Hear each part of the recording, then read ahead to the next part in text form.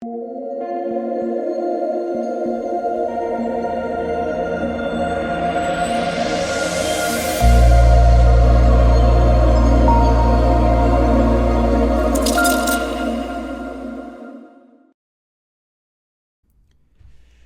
what is going on, guys? It's DK. Back at you with another video here to break down the 9-game NBA main slate on Monday. Before I get into the video, if you guys are new to the channel, welcome. My name's DK. I make daily videos and live stream for NBA and NFL slates on Draftkings. I'm now making videos for NBA Top Shot as well.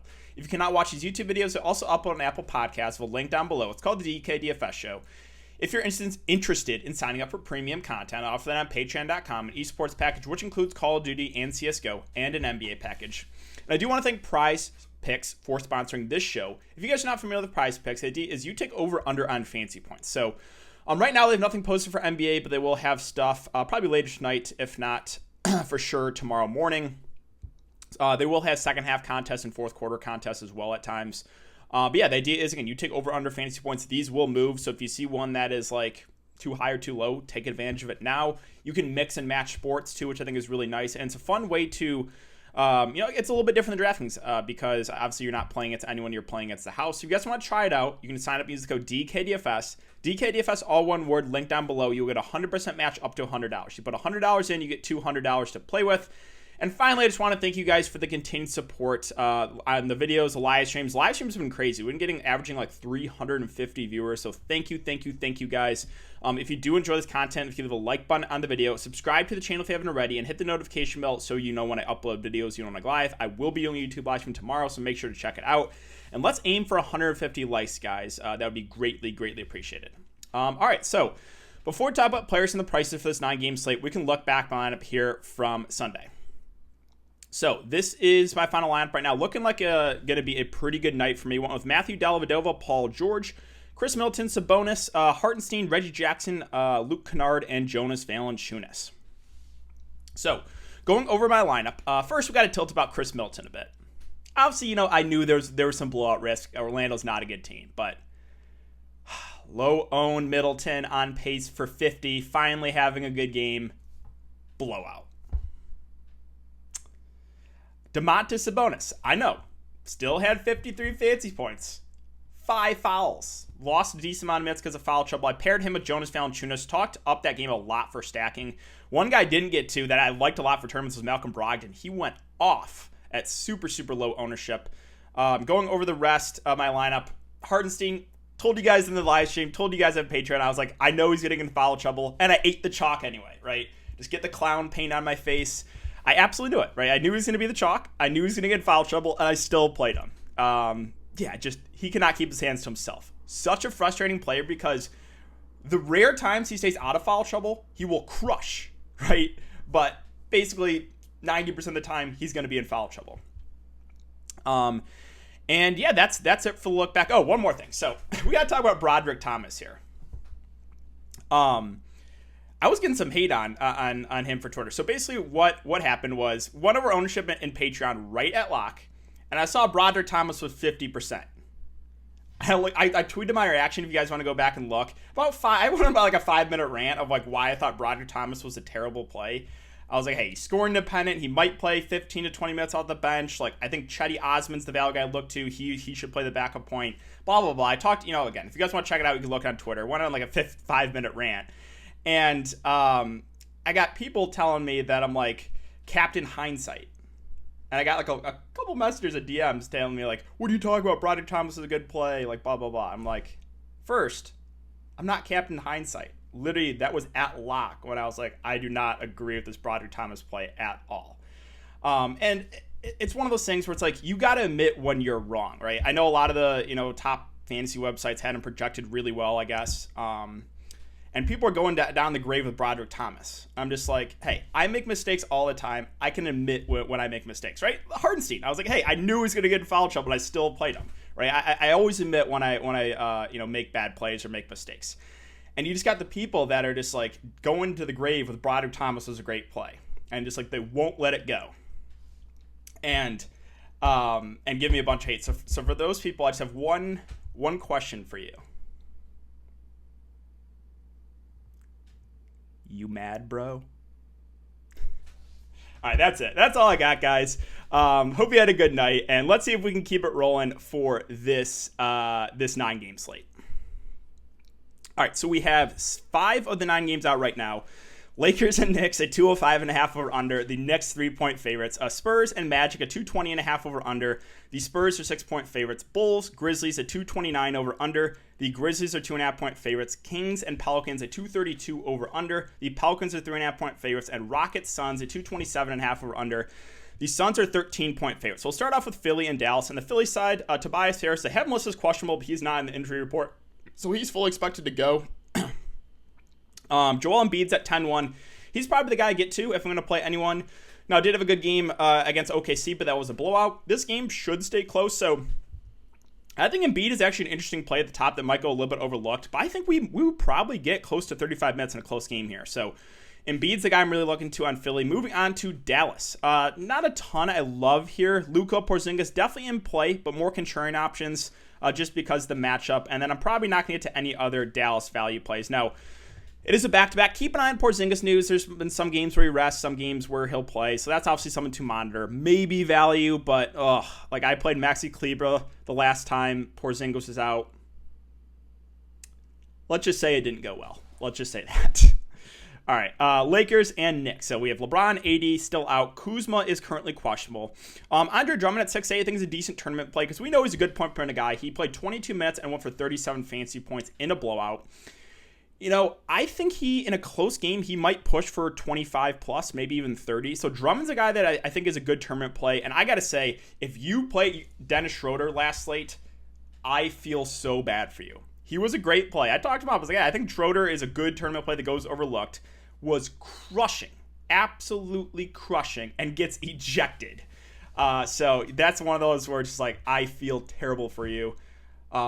Tilt all you want, because Schroeder was a great play that night, and that was just so unfortunate. Now, sure, the matchup's not great, but there's no Kyle Kuzma. This offense is going to be Schroeder and Drummond, and then THT becomes a good value play too. He started last game, Kuzma was out. He shot 4 of 16, and he still won for 40 fantasy points. So if there's no Kuzma and THT starts, even though it's a bad matchup, I would like him a good amount. And that's probably it for me. I don't think I'm going to get to anyone else on the Lakers. And then if Kuzma's in, then Schroeder, Kuzma, then THT's out of play. Schroeder, Kuzma, kind of secondary plays. Maybe Drummond would be the one guy I would take a shot on. Moving on to New York, not a ton of love here. I think Randall's an interesting contrarian spend to play. Revenge game narrative here against his former team, if you guys are into that. Randall's been super consistent, big minutes, triple-double upside. So Randall's the guy for me. Other than that, there's not a ton else I like for the Knicks. I'm moving on to the Spurs and the Magic. So San Antonio Spurs, DeMar DeRozan at 7'8". He's been the most consistent player. He should play, 35-ish minutes in a close game. Orlando's not good. There might be a little bit of bloat risk here. But yeah, I think DeRozan's a decent play in the mid-range. Don't mind DeJounte for tournaments. I think Jakob Poeltl's actually a pretty nice play at 6K. He should play around 30 to 35 minutes. Should be able to have his way against his front court. So it's Poeltl, it's DeRozan for me on the Spurs side. Moving on to the Orlando Magic. So Carter Jr. and Mo Bamba will split their center minutes. Mo Bamba's actually been really good off the bench. He has. So might give an edge to Bamba over Wendell Carter Jr. if he made me pick between those two centers. Ross is always a viable tournament play because he's going to shoot the ball a ton. Have a little bit of interest in Cole Anthony. He's been playing solid minutes off the bench. I expect about 25. A guy can stuff the stat sheet. So Cole Anthony, I think I have a little bit of interest, but that's probably it. I guess Gary Harris if he starts again, but he's still reliant on the scoring. All right, Brooklyn and Minnesota. Oh, this is going to be a headache. Like, Kyrie, why couldn't you just play? Going to kill me in best ball, too, because I think I mentioned it to you guys. Like, I'm going to advance, but I have an injured LeBron, and then Kyrie just taking all his personal time. It's like, so I'm in advance, but it's 1 week. So I'm like, without Kyrie, without LeBron, it's going to be really hard for me to move on. But we'll see. You never know. So first, we got to talk about Kevin Durant. Obviously, no Kyrie, no James Harden. He played 24 minutes the last game. If there's no minutes limit for Kevin Durant, I think he's the best spend up of the slate. If there is a minutes limit, we got to see what exactly the minutes limit is. If it's like a 30 minutes limit, I could see still playing him at 9K. So this is one we'll have to monitor. Joe Harris, again, his role doesn't really change. Bruce Brown would be a guy I think that gets a pretty big boost. I think he probably starts and plays around 30 minutes. So Brown actually is intriguing here for value. There's no Aldridge, too. So I'm curious what they do with the starting lineup.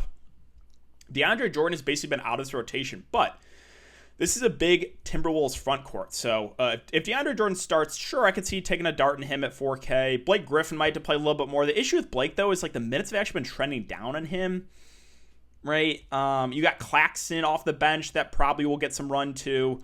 I'm really curious to see what the Nets do with the starting lineup with no Aldridge. And then other than that, I got like Tyler Johnson's out too. So like, does Chris Chioza become a play at the flat min price?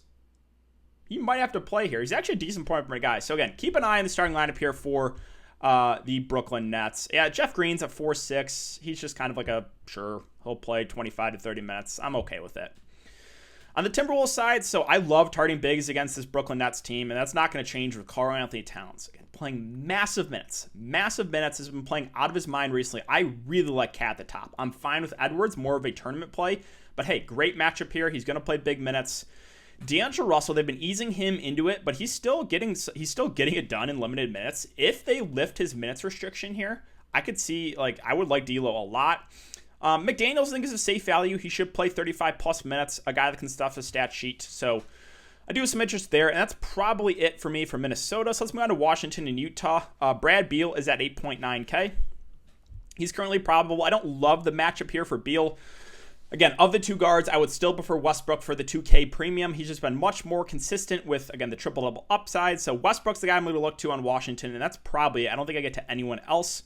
Moving on to Utah. So Utah's a team I'm really high on this slate. No Conley, Clarkson doubtful, and Donovan Mitchell is one of the best plays this slate. Great matchup. Game should stay close to the Jazz missing a couple of pieces. Love Mitchell at the top. I'm fine with Gobert if you want to go there at 7.9. Would probably rather get to the guards, though. Joe Ingles is one of my favorite plays in the mid-range. He should play 35-ish minutes. Yeah, really, really like me some Jingles. Bojan Bogdanovic is fine, but again, we know he's relying on the scoring.